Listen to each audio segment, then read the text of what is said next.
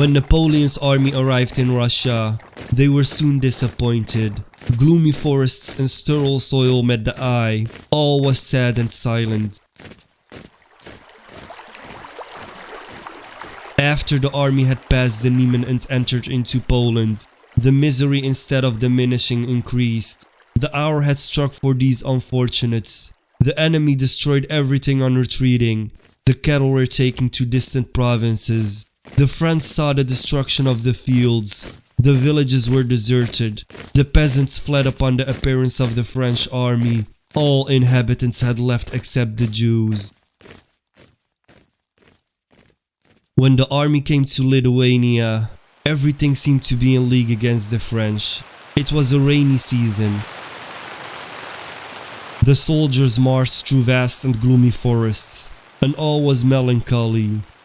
One could have imagined himself to be in a desert, if it had not been for the vehicles, the cursing of the drivers, discontented on account of hunger and fatigue, the imprecations of the soldiers on every occasion. Bad humor due to privations prevailed everywhere. It would seem as if the furies of hell were marching at the heels of the army.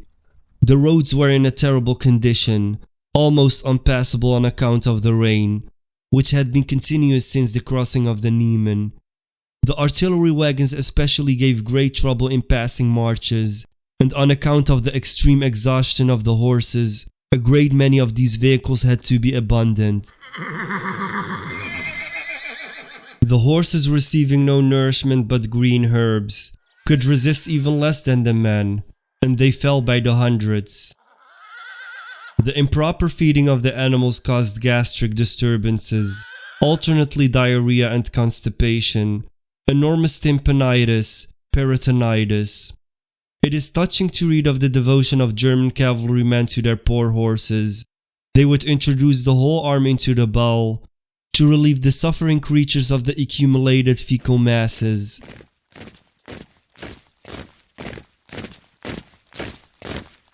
As the army advanced over these roads, the extreme want of provisions was bitterly felt.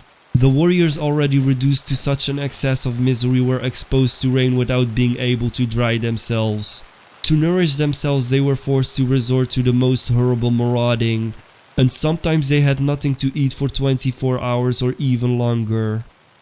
They run through the land in all directions, disregarding all dangers, sometimes many miles away from the routes, to find provisions. Wherever they came, they went through the houses from the foundation to the roof, and when they found animals, they took them away. No attention was paid to the feelings of the poor peasants, and nothing was considered as being too harsh for them. In most instances, the latter had run away for fear of maltreatment.